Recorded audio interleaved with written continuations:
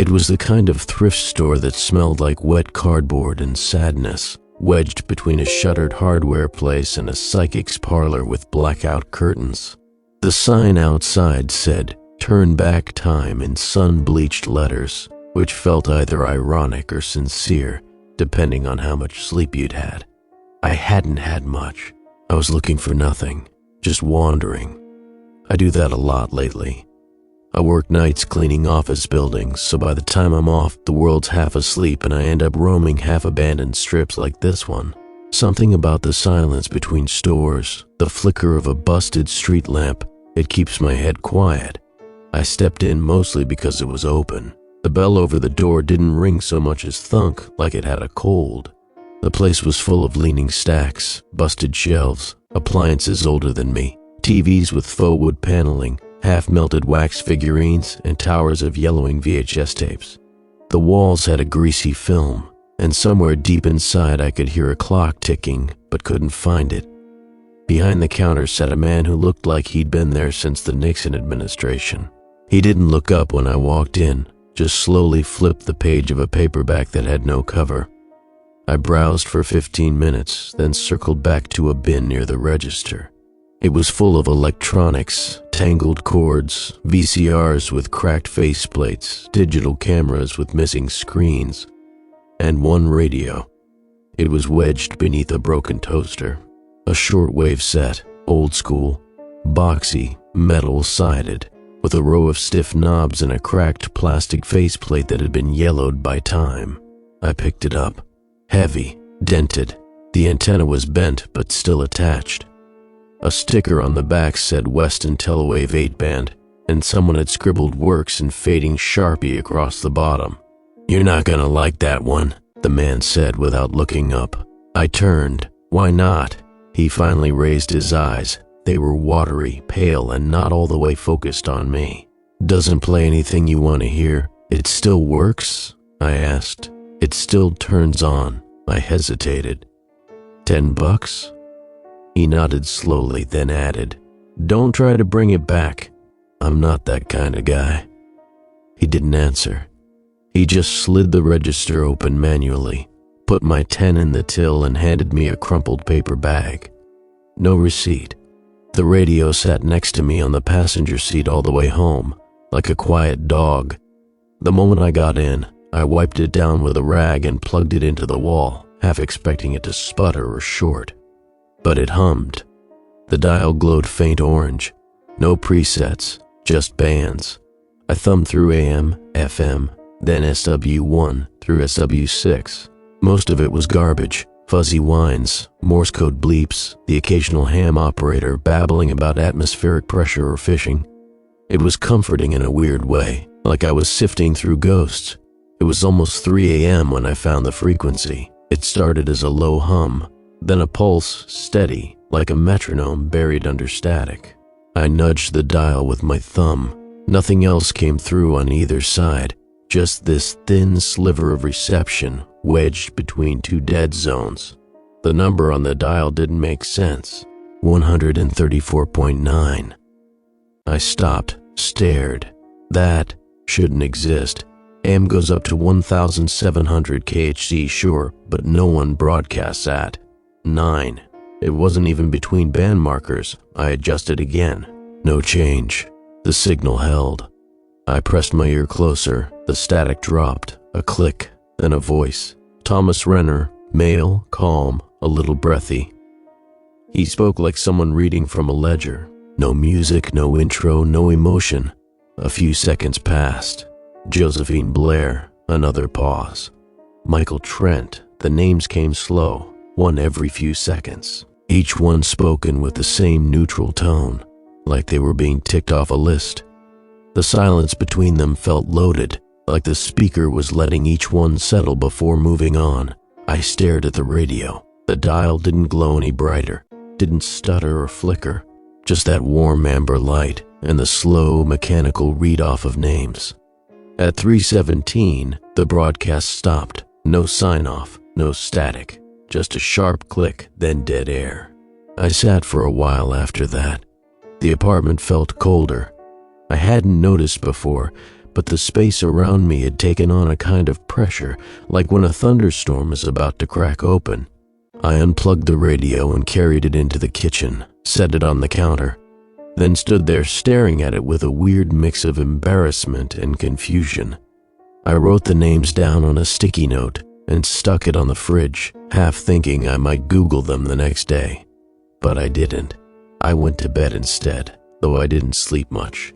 The next night, I turned it back on. Same thing. 2:59 a.m., static and humming. 3 a.m., click, then the names. 5 this time. The final one was Calvin Reese. This time I did write them all down. Folded the list into my wallet. I don't know why, it just felt wrong to let them vanish. It became a habit. Third night. Fourth. I didn't even think about it. The rest of the dial meant nothing.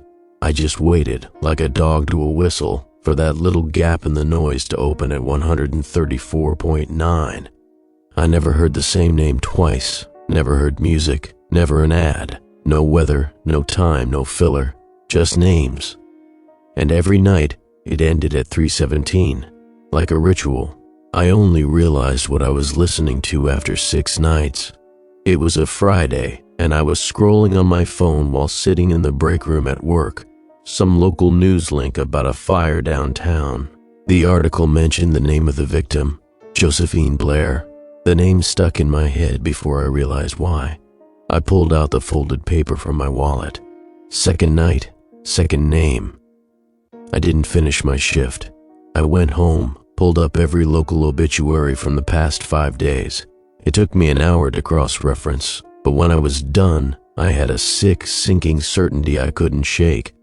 Every name the radio had listed was in the obituaries, every single one. I checked the timestamps too.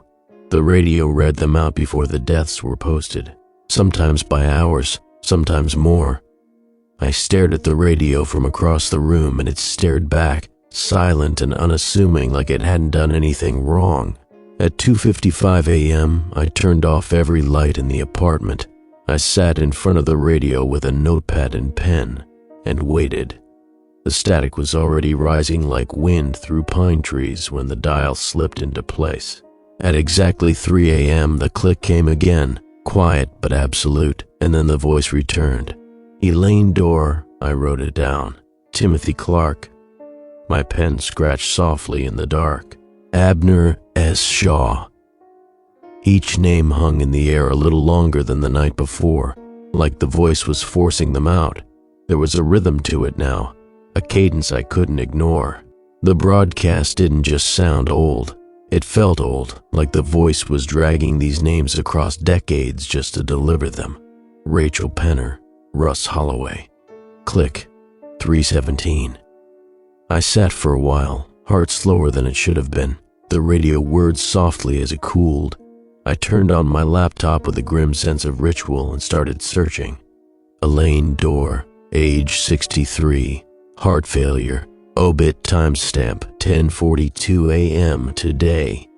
Timothy Clark, 38, found in his garage, no foul play suspected. Abner Shaw, 92, natural causes. Rachel Penner, 24, struck by a city bus, died en route. Russ Holloway, still nothing. I refreshed the page 5 times, then set an alert for his name. By noon the next day, the obituary updated.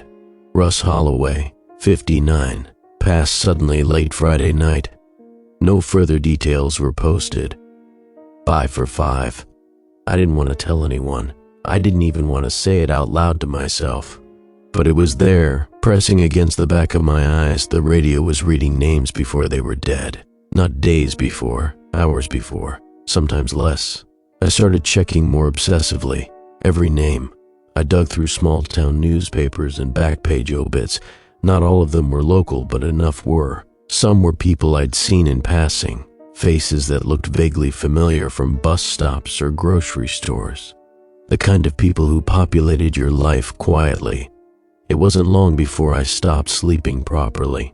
I'd wake up automatically at 2:45, shuffle to the living room, and sit in front of the radio with my pen already in hand.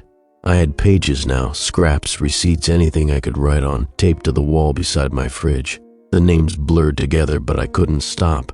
I told myself I was tracking it, documenting something important, but it felt more like keeping vigil. On the 9th night, I heard a name that stopped me cold. Evan Myers. I dropped the pen. I hadn't heard that name in 10 years. We'd gone to high school together. We weren't friends exactly, but we'd shared a couple classes, biology, gym. He used to chew pen caps and draw little spaceships in his margins. We'd lost touch like everyone else does. I think I saw his name once on Facebook years ago and forgot about him. Now it echoed from a dead station at 3:12 a.m. I stared at the radio like it might explain itself, like the voice might say, "Just kidding," but it didn't. At 3:17, the broadcast ended. At 10:18 the next morning, I got a call from Liz, an old mutual friend. She sounded tired. "Did you hear about Evan?" My fingers went numb. "Car accident," she said. "Single vehicle. He hit the median near 71. They think he was distracted, maybe texting. He died on impact." I didn't ask how she knew. I didn't tell her I already knew. I just hung up and stood there in my kitchen with the air pressing in around me, thinking of Evan's name, of his chewed pen caps and spaceship doodles and the voice that spoke like it was reading scripture. That's when it hit me. I couldn't stop listening. I'd tried turning it off. I'd unplugged the radio twice. I'd even buried it under a blanket to muffle the sound. But each night, when 3 a.m. crept around like a tide, I was up again, listening. It wasn't just morbid curiosity, it was compulsion. The moment the voice began, something in me calmed, even as dread rose like bile. I had to hear the names, had to know who was next, because I'd started wondering, how far ahead does it go? 1 night, 2, or worse, what if it was reading names not scheduled to die, but destined to? What if hearing your name on 134.9 wasn't a report, but a sentence? The night after Evan's name, I drank to keep myself awake. I tried music in my headphones, sat in the tub until my skin wrinkled. I still heard it. Not the names, but the space where they belonged, the negative shape of them in the silence. I knew the broadcast was happening, and I wasn't listening. I threw the radio into the closet. 2 hours later, I dug it out again. I was shaking. The names came slower now. The gaps between them stretched into aching silence. Katie Lynn, Paul Drexler, Angelo Moretti. I didn't know them. That almost felt worse. It made it easier to imagine them dying just as anonymously, with no one to witness, no one to scream or curse the sky. I wrote their names down anyway and stared at the clock. At 3:17, the click came. That was the moment I accepted it. This wasn't a hobby. It wasn't even a discovery anymore. It was a countdown, and I was listening because I needed to know when. I needed to know if one night the voice would say my name. I stopped telling myself it was just a broadcast. There was too much precision in it now, too much weight in the silences between names. The voice wasn't simply reciting, it was delivering. By the 12th night, I could almost feel when the next name was coming, like the air got thinner right before the voice broke through. That night, the signal sounded wrong from the start. I could hear the usual static around 2:57, but it wasn't the soft white noise I'd grown used to. It scraped, clipped, it sounded wet. There was a faint popping under it, like someone chewing gum into a microphone. I almost turned it off, but the needle was already nudging into place. The hum kicked in, soft at first, then louder, not constant, rhythmic, like breathing. Then came the voice. Harrison Drew. The pronunciation felt off. The S dragged a beat too long. I scribbled it down. Kelly Ryn. After her name, there was a sound I hadn't heard before, a kind of soft chuckle. Not laughter exactly, something like a throat clearing, but it dragged out into a noise that raised the hair on my arms. The third name never came. Instead, I heard music, warped, slowed, like a ballroom record drowning underwater. The melody looped for 15 seconds, 18 maybe, and then cut off with a low thunk like a mic being dropped. Then the broadcast resumed, but the voice sounded different, deeper, like someone was speaking from the far end of a hallway. Manuel Hart. I didn't write it down. I couldn't move. I just sat there, hand frozen, feeling the vibration of the voice in the pit of my stomach. Then the signal stuttered. Not static, actual stuttering. Like the tape had caught on something. The voice looped heart, heart, har, over and over again, breaking apart into slurred syllables, then reassembling like the machine couldn't decide what it wanted to say. Finally, at 3:19, the voice cut out completely. That was new. It had never gone past 3:17. I sat there for hours, long after the radio had gone silent. I kept the pen in my hand but didn't write anything. The name repeats, Harrison, Kelly, Manuel, ran in circles in my mind like they had nowhere else to go. I waited until dawn before checking the obituaries. Nothing. By noon, Kelly Wren appeared. Car crash on I-90, drunk driver, died at the scene. An hour later, Manuel Hart collapsed during his morning jog, heart aneurysm. And then Harrison, drowned in his bathtub. Foul play not suspected, 3 deaths, all within a few hours of the broadcast. But what gnawed at me was how broken the broadcast had sounded, like it was struggling to deliver, like something was interfering. I decided to record it. That night I plugged a digital recorder into the radio's headphone jack and waited. I didn't even blink when the voice came through. It was calm again. No music, no stuttering. Just 5 names, clean and somber. When it ended, I played the file back. It was empty, just silence. I checked the cable, ran the test again. Nothing. I tried using my phone.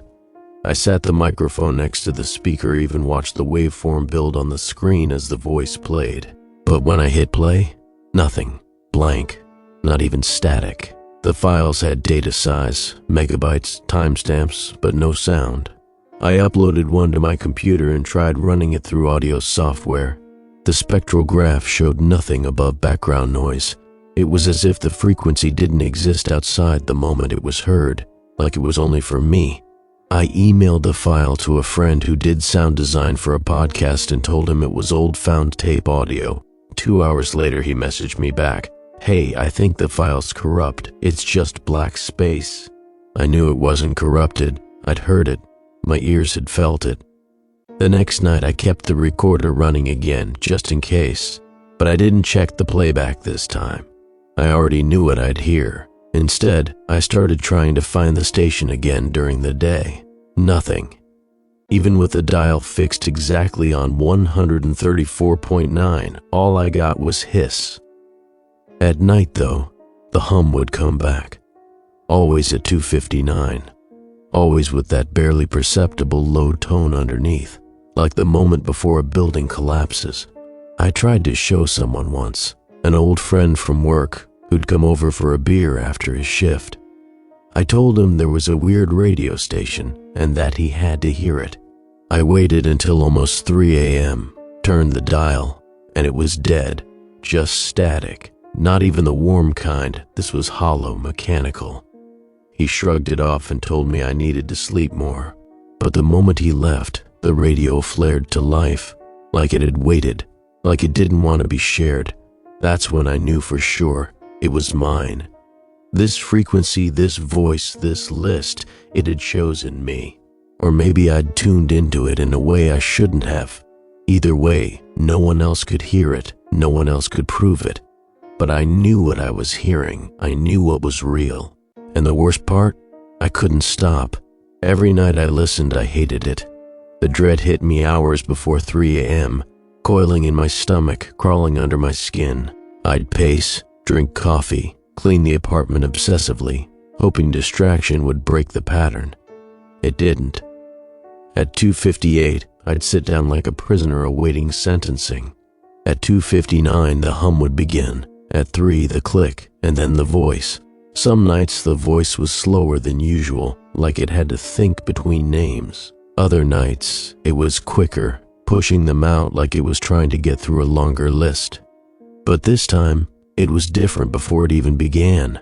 The hum that usually kicked in at 2:59 came in early, 2:55, and it pulsed heavier, almost irregular, like something was off frequency, shaking loose behind the dial. I leaned closer to the speaker and heard faint ticks in the static, not mechanical, not electrical either, organic, breath-like, a throat clearing, then silence. Then for the first time, the voice didn't start with a name. It spoke to me. "You're listening to 13409, the voice said, slow and low, drawn like oil through a straw, the last voice you'll hear. I froze. Something in those words went past my skin. Not just the content, the way it was said. It sounded like the voice had to push it out, like it hurt to speak. The room felt colder. My mouth was dry, but I didn't move. I barely blinked. The silence stretched. Then, Elaine Dorr. That name again. The one from the week before. I flipped through the notes taped to my fridge. She'd already died. I was sure of it. Heart failure. I remembered it clearly. She was the first one I confirmed, the one that told me this wasn't coincidence. Timothy Clark, that name too. Same night as Elaine. My skin prickled. Why were they being read again? Abner Shaw. My stomach turned. I turned on my laptop and opened the local news site, heart thumping. It was too soon for obituaries to update, but I checked anyway. Nothing. No new mention of Elaine, or Tim, or Abner. But I kept refreshing. At 3:12, the voice read two more names, new ones. Matthew Klein, Dana Fullers, then the click. But instead of dead air, the voice repeated, Elaine Dorr. Silence. Timothy Clark. The audio stuttered. The names came back slower, more drawn out, as if being dragged across sand. And then the final name, Abner Shaw. Again, the word again wasn't part of the name. It was commentary. The voice added it, and it said it with regret. I sat back, breath caught in my throat. I didn't sleep. I kept refreshing the news every hour. Around 10 a.m., an article appeared. Body of woman discovered in burned apartment. Identified as Elaine Dorr. I read it twice. The date matched. The time of discovery? Around 7 a.m., but she was supposed to already be dead. I checked again. Her obituary had been up for nearly a week. It hadn't been taken down. There hadn't been a mistake. It was like she died again. By noon, another alert. Timothy Clark, victim of a fatal gas leak. His condo exploded mid-morning. Authorities unsure how it started. Later that afternoon, a police blotter entry noted an elderly man struck and killed by a delivery truck on 4th and Lamont. Abner Shaw. Again. Not just repetition. Different deaths, separate incidents. I shut the laptop and walked out of the apartment. I didn't even lock the door. I needed air. I needed noise, traffic, something that wasn't just names in the dark. I wandered for hours, ending up at a corner diner I hadn't been to in years. I sat near the back, ordered a coffee, and stared at the window like something might come through it. None of it made sense. If the broadcast was reporting death, why repeat names? Why now? I told myself maybe they were names shared by multiple people, but the details? No, these weren't coincidences. The voice had said again, it knew. I got home after midnight and the apartment felt wrong, like someone had moved things just slightly. The kitchen light was on. I was sure I'd turned it off. The radio was already humming. It wasn't supposed to start until 2:59, but it was glowing faint orange at 12:11. The hum deepened as I stepped closer. It wasn't the usual steady tone. This one had texture. It rolled in waves. Each pulse felt like a word that hadn't formed yet. I unplugged the radio. The light stayed on. I stared. The plug dangled loose in my hand. The dial still glowed. The hum still rumbled under the metal case.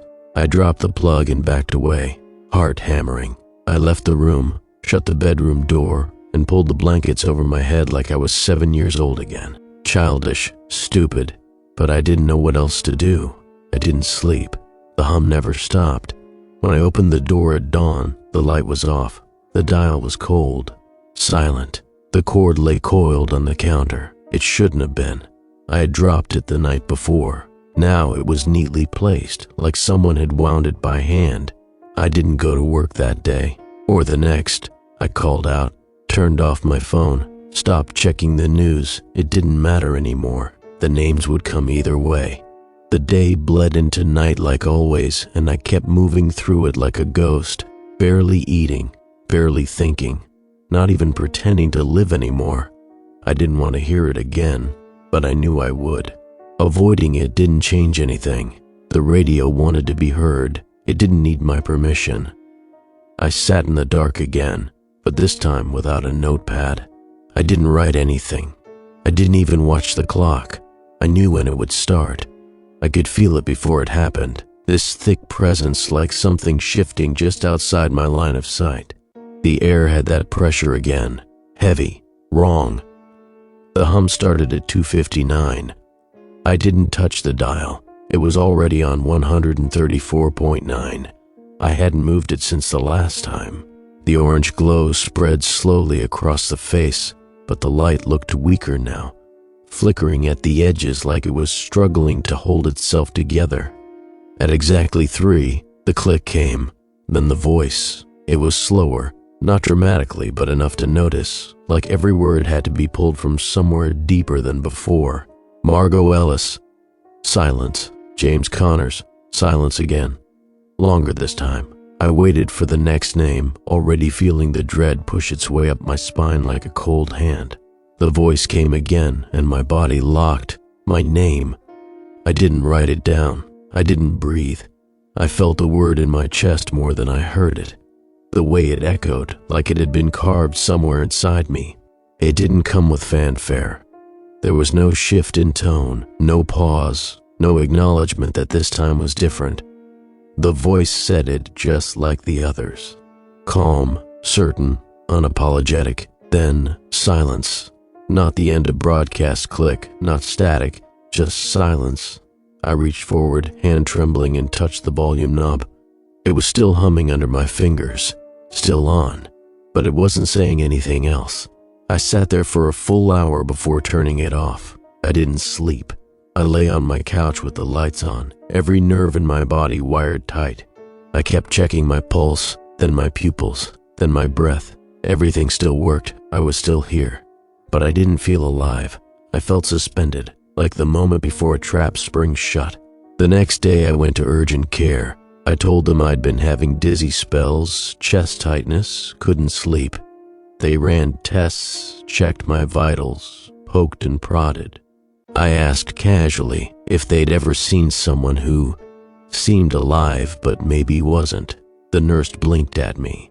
You mean like a seizure? No, I mean like they already died.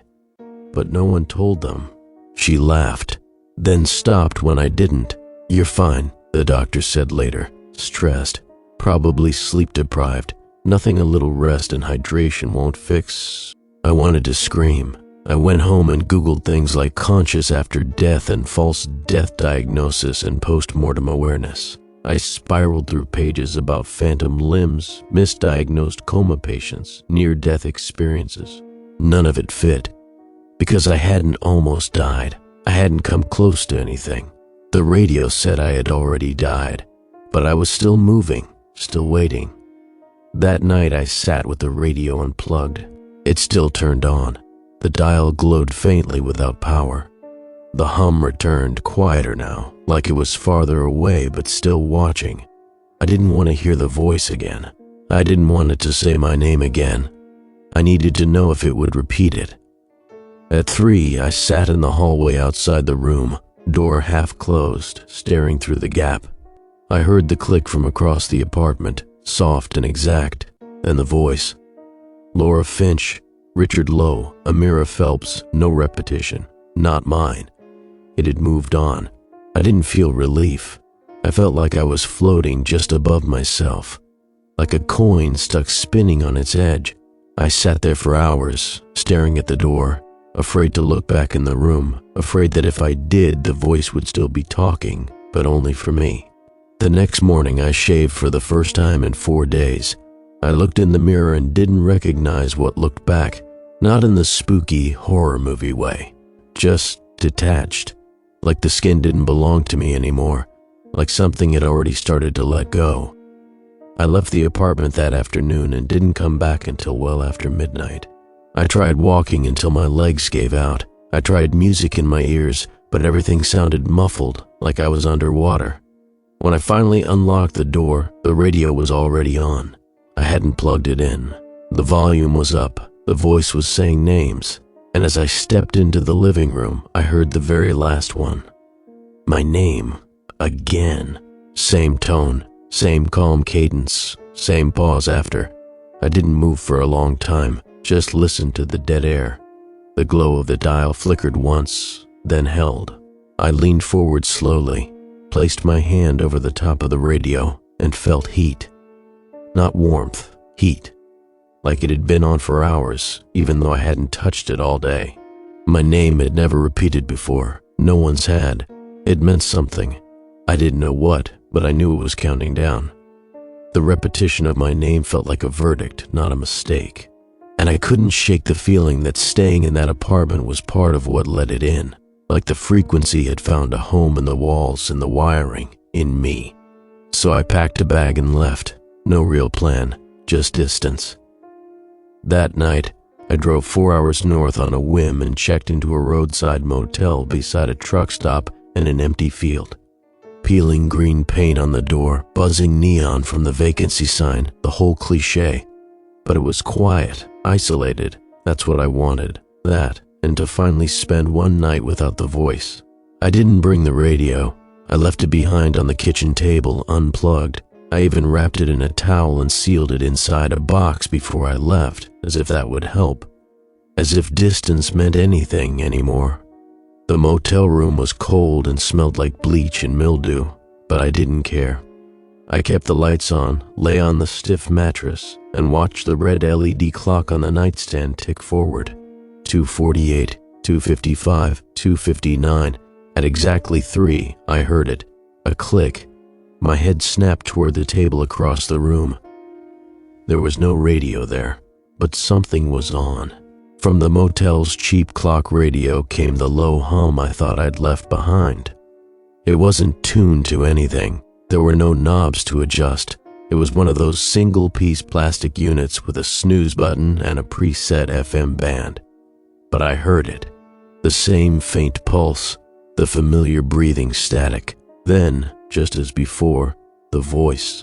You're listening to 134.9. The last voice you'll hear. My blood went cold. No, I whispered. No, no, no. But the names began. Linda Penrose, Caleb Reed, my name. I kicked the clock radio off the table. It hit the floor with a thud, and the sound cut out, briefly. Then it came back, louder, as if whatever was speaking had moved closer to the speaker. I unplugged it. It kept going. I opened the motel room door and hurled the whole thing into the field outside. It landed with a crunch and finally went silent. Back inside, my ears rang with the absence of it. I stood in the doorway for a long time, waiting for the voice to seep back through the walls. But it didn't. When morning came, I checked out and kept driving. Another 3 hours north. No music, no phone, just silence. I couldn't even bring myself to turn on the car radio. I didn't trust it. That night, I stayed in a place even more remote, an aging cabin-style rental listed on some obscure travel site. No television, no internet, barely working plumbing. Perfect. I watched the sky dim through the dusty windows and braced myself. My heart picked up again as the clock rolled toward 3. I had no electronics turned on, no radio, no clock, no phone, just silence and my own breath. But at 2:59, I felt it. Not sound, presence, pressure. Like someone had entered the room behind me. I turned around, and for a split second, I could have sworn there was something in the corner, a shape darker than the shadows around it, standing unnaturally still. Then the hum returned. It didn't come from a device, it came from everywhere. The walls vibrated faintly, the windows buzzed.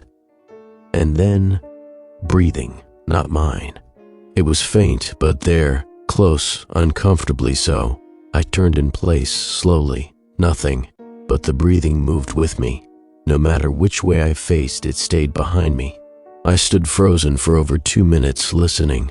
There were no names that night, no voice at all, only the breathing. When it stopped, it didn't fade. It cut off, like someone hitting pause. And then the room was still. I didn't sleep. I stayed up until sunrise, eyes fixed on the corner I thought I'd seen it in. When I returned to the apartment 2 days later, the box I had wrapped the radio in was open. The towel was gone. The radio was sitting back on the kitchen table, plugged in, the dial set to 134.9. I hadn't told anyone where I was going. I hadn't given anyone a key. I stood just inside the doorway, suitcase still in hand, trying to process the feeling that whatever I was running from had never stayed behind at all. It had come with me, or maybe I had taken it with me. That night, the hum returned louder than it had ever been before. It pulsed so hard through the apartment that picture frames on the walls vibrated against the drywall. The voice came at 3 a.m. sharp, but this time it didn't start with a name, it started with breath.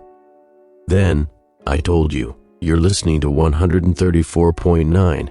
There's no leaving it. Then, like a whisper caught between channels, I heard the first name, Michelle Durant, then another. My name, again, third time. My legs nearly gave out.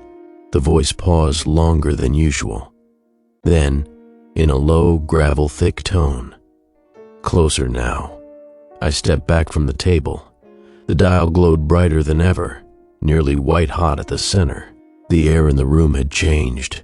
There was no breeze, no vent running, but I could feel movement. Not wind, presence, something watching, standing close enough to touch. I turned the radio off. Nothing happened. I unplugged it, still nothing. But when I opened my fridge later that morning, every note I'd written down, all the names, were gone from the door. The tape was still there, the ink shadows where the names had been, but the paper itself was gone, and in their place, scratched faintly into the white enamel of the fridge door with something sharp, was just one thing. You. After the fridge, I didn't touch the radio for 2 days. I didn't even look at it. I left it alone on the table like it was a loaded gun, but the silence didn't help. Even with it off, I could feel it, like the signal was still playing somewhere just below my hearing, like it had tunneled into my brain and was broadcasting from inside now. The feeling that I was being watched never left, not just in the room, everywhere, gas stations, crosswalks, elevators, like people were holding my name behind their eyes and waiting for something to happen. I started sleeping in short bursts, 15 minutes here, 10 there, just enough to function. I stopped eating full meals. Everything I did revolved around 3 a.m. That's when I found the forum. I don't even remember what I searched to get there. Something about radio names, voice broadcasts, dead people. Buried on page 5 of some defunct search engine results was a thread titled 134.9 MHz Death Station. It only had 9 posts. Most were trolls or confused people talking about number stations and old Russian signal beacons. But the 4th reply stopped me cold. I've heard it too. The voice. It said my brother's name a day before the accident, and then it said mine. I'm still here, for now. Username, Hades Shirts. The timestamp was from just 3 weeks ago. I created an account and messaged them immediately. I wrote out everything. How I'd found the radio, the repeated names, the voices changes, how it had followed me across towns and devices. I told them I believed them. I begged them to respond. I waited. The next night, I got a reply. You're not crazy. I moved 3 times. Same thing, no matter what. It comes at 3 a.m. Same names, same order. My sister tried recording it, just static. I've tried contacting the FCC, no reply. I don't even think this thing's on the spectrum. It's not a frequency, it's a message. Wanna meet? I'm about 45 minutes outside your city. We can talk in person. We set a date for the next night. A 24-hour diner off the highway. Midnight. Neutral ground. I didn't even hesitate. Finally, someone else. Someone who knew, who got it. I got there early and sat in the corner booth back against the wall, eyes locked on the door. I ordered coffee, drank it too fast, didn't taste it. Every person who walked in, I watched like a hawk. None of them matched the username's description. Late 30s, flannel jacket, beard. 12:30 came, then 1, no show. I messaged them again on my phone, no response. At 2:45, I gave up and headed home. I didn't even make it inside before the dread started crawling up my spine again. The apartment door was closed, locked, but I could feel the radio humming from the hallway. I unlocked the door. The glow hit me before I even flipped the light switch, that dull, sickly orange bleeding through the dark. I hadn't plugged it in. I walked to the table slowly. The radio was already on, dial locked at 134.9, no volume knob movement. I hadn't touched it. The hum deepened. 3 a.m. Click. You're listening to 134.9, the last voice you'll hear. Then a name. Jackson L. Hayes. I froze. That was the name the other listener had used when we arranged the meetup. Jackson Hayes. No. The voice continued. My name. My heart stopped. That was the 4th time. Then a long pause, and then a 3rd name, unlisted. The word crackled, broken, almost digital in tone. I backed away from the table. My breath hitched. I checked the forum again. Jackson's account was gone, deleted.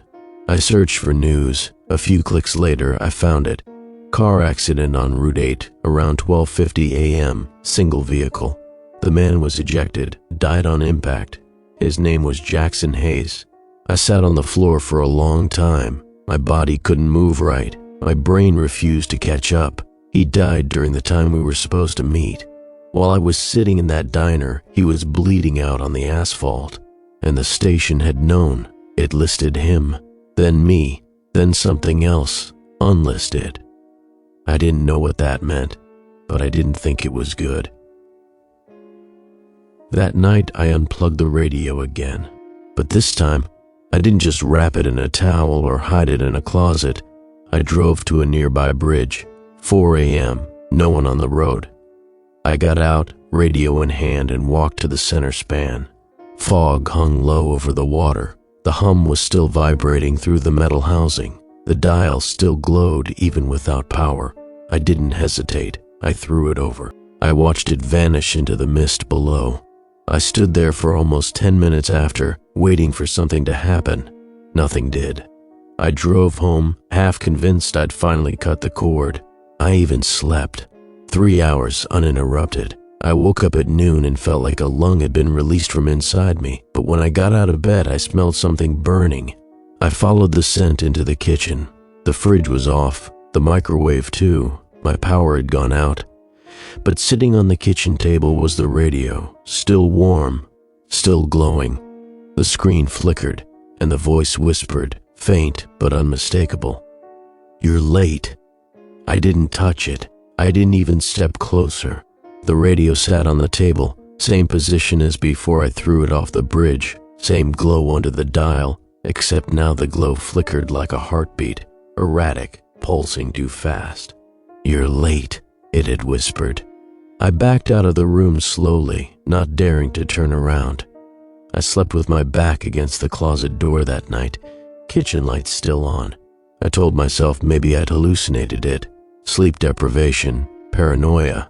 I hadn't truly slept in days, but at 3 a.m. the hum started again, not from the kitchen, from the walls, every outlet, every light switch, even my phone powered off in my pocket. It vibrated once, then again in a perfect 3-second interval. A pattern. I couldn't find the source. It wasn't just in one place anymore. It was everywhere. I covered my ears. That helped for a few seconds until I heard something worse, voices, multiple. Not the usual calm male voice. This was different. A crowd, maybe 5 or 6 overlapping murmurs whispering names over each other. Some syllables were wrong, stretched too long, broken in strange places like the mouths saying them didn't know how human words worked. But I caught a few. A woman named Kylie Brennan, a man named Oscar Devens, and then one that hit me like a punch to the chest. Danny Reeves. I knew him. He lived 2 floors down. He had a dog that barked like hell every morning when he left for work. The dog didn't bark the next morning, and I saw the paramedics wheeling out a stretcher before sunrise. Later that day, I checked the news. 3 articles posted within the hour. Woman shot during armed robbery. Kylie Brennan, age 46. Apartment fire claims 1. Oscar Devens, 72. Unexplained cardiac arrest. Daniel Reeves, 31. All 3 within 30 minutes of the broadcast. The names hadn't just predicted their deaths. The station was closer now, sharper. The delay between the broadcast and the event had narrowed to minutes. It was summoning them, calling them forward. I unplugged everything in my apartment, flipped the circuit breakers, took the batteries out of my phone. But at 2:59, the hum started again, from the pipes. I pressed my ear against the cold metal of the sink faucet and heard it.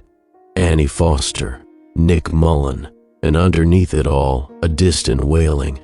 Not from the radio, from inside the walls. At 3, my front door lock clicked once. I ran to it. Nothing there. But the deadbolt had turned itself. I stared at it for nearly 5 minutes before reaching out and turning it back. My hand shook the whole time. When I stepped back, I realized the bathroom light had turned on by itself. I didn't go check. I couldn't. Instead, I turned on the kitchen faucet. Cold water sputtered out. Then a burst of static, actual static from the spout, followed by one last name. My name, 5th time. This time it sounded closer, like it wasn't being said from somewhere anymore, like it was being said about me. The next day I drove into the city and walked until my legs gave out. I ended up outside a police precinct. I stood across the street for over an hour, debating whether to go in, what I'd say. I bought a haunted radio and it's reading names of people who are about to die. No, they'd lock me up. I turned back, walked home, regret twisting in my gut the entire time. That night, I didn't wait. At 2:30 a.m., I sat in front of the table where the radio used to be. I'd smashed it, taken a hammer to it hours earlier. The pieces were in a trash bag under the sink. The dial, the board, the speaker, all shards. I sat and stared at the empty spot. At 2:59, the hum returned, not from a device, from the air, the walls. The light fixture above me began to buzz. The overhead bulb flickered violently, casting strobe-like pulses around the room. Then the names began, not from a speaker, just there, in the room, spoken in air. Yvette Morales, gunshot rang outside. Ben Holloway, screech of tires, distant scream. Kayla Jensen, a siren. I ran to the window, threw it open, and saw 2 cars crash at the intersection. A third skidded to a stop behind them. Someone was already on the phone, yelling into it. Then again, my name, the 6th time. I whispered, "Stop," to nothing. My voice barely held together. "Please, I didn't ask for this." No response, but the voice came again, crisper than before. "You're not hearing the news." Then static rose like a storm, swallowing everything in the room. Behind it, I thought I heard shouting, not from the street, from inside the transmission. Cries, sirens, gunfire.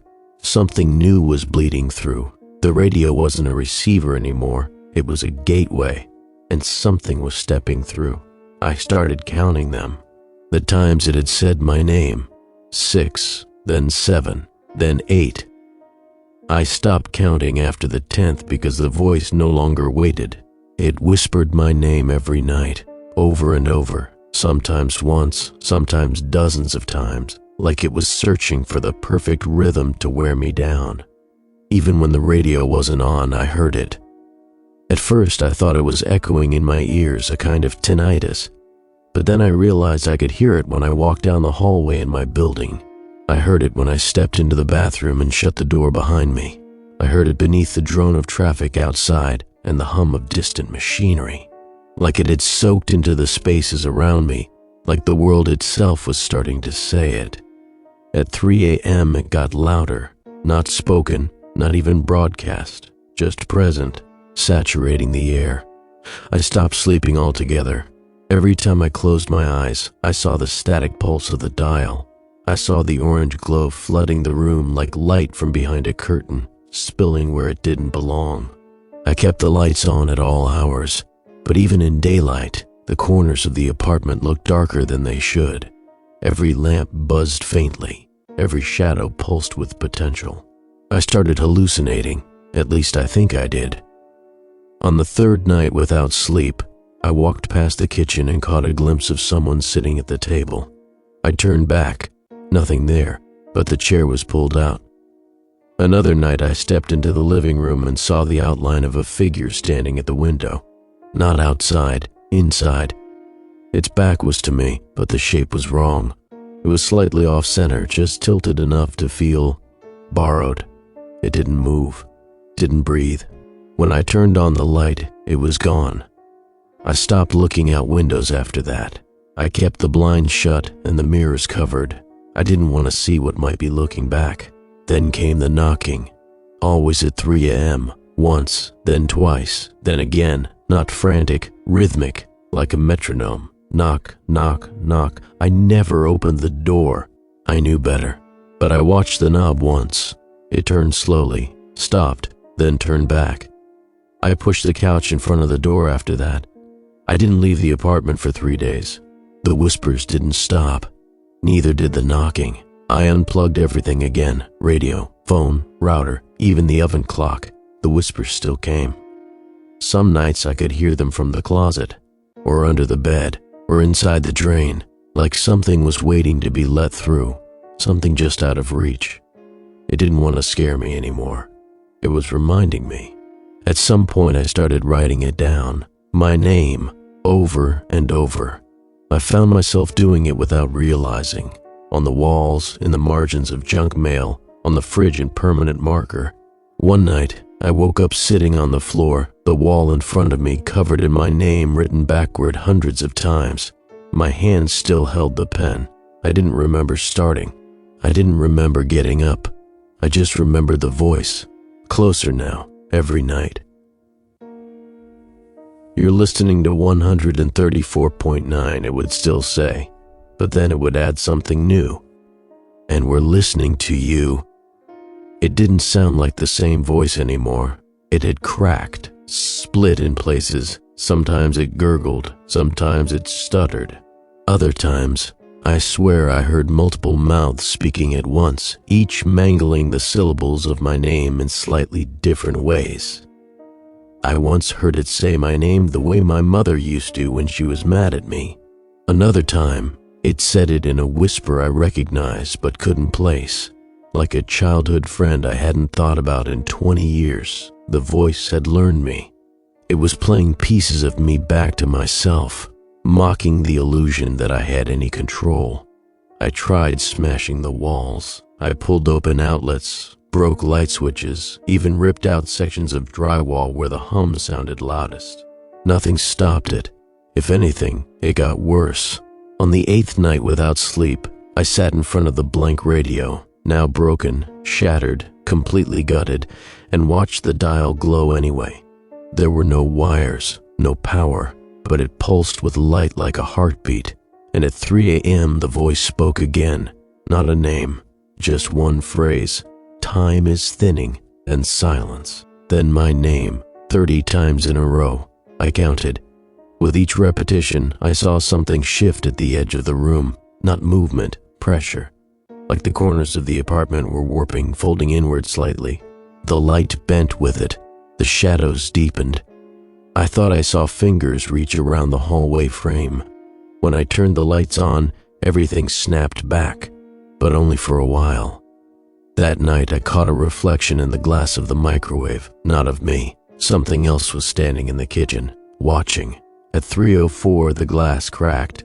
I covered every surface that could reflect, and still I saw it, not directly, but in peripheral glimpses, movement without motion, a presence without form.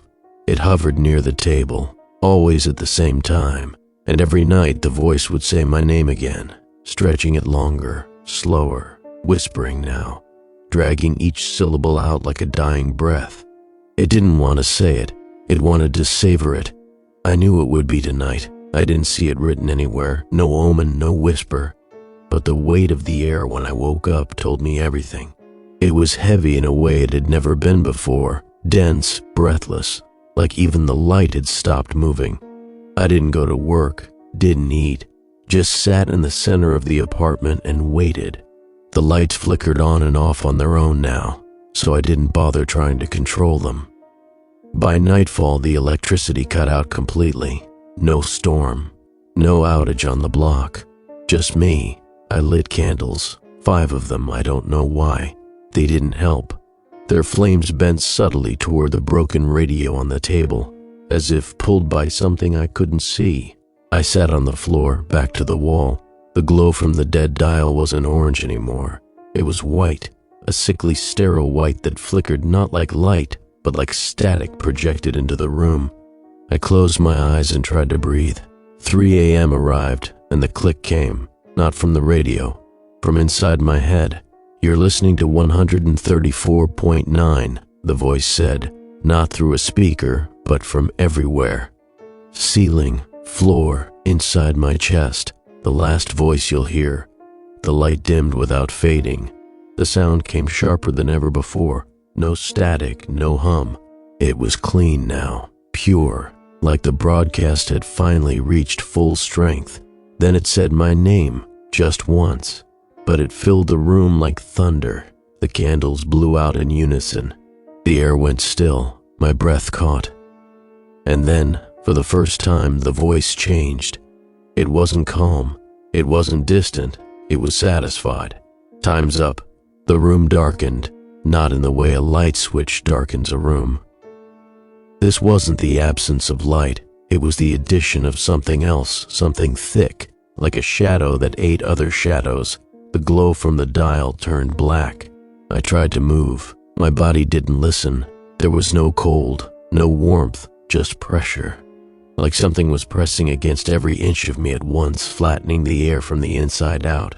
The radio made a sound, one final exhale, like lungs collapsing, then silence, not quiet, silence, total.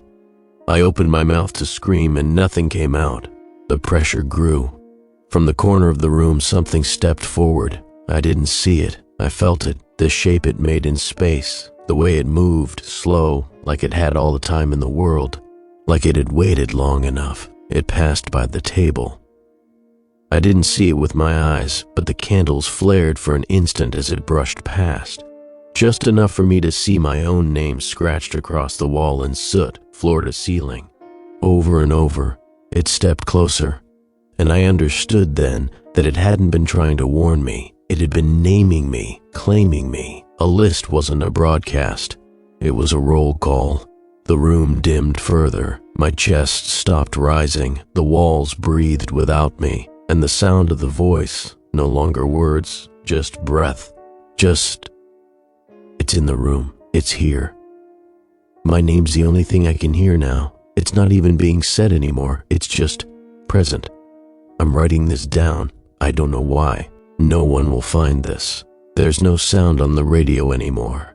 Just silence, just someone's at the door. No, wait, it's not knocking, it's turning the handle. I didn't lock the door.